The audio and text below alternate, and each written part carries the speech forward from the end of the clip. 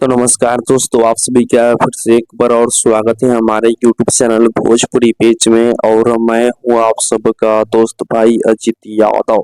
दोस्तों देखिए, नीलकमल सिंह जी का आज सुबह सुबह एक और नया लोकगीत आप लोगों के बीच में नीलकमल सिंह ऑफिशियल यूट्यूब चैनल से रिलीज किया जा रहा है।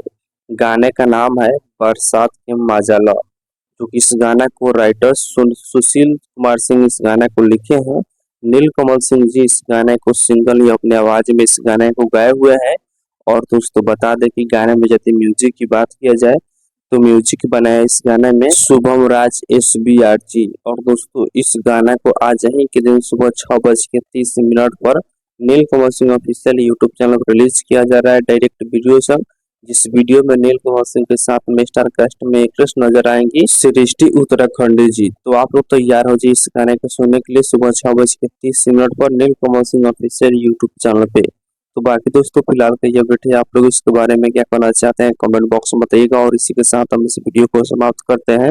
ये वीडियो अगर पसंद आया तो इस वीडियो को लाइक शेयर कीजिएगा। बाकी अभी तक हमारे इस चैनल सब्सक्राइब नहीं किए हैं तो सब्सक्राइब भी कर लीजिएगा, क्योंकि इस चैनल पे भोजपुरी इंडस्ट्री का हर एक अपडेट सबसे पहले आप सभी को मिलेगा।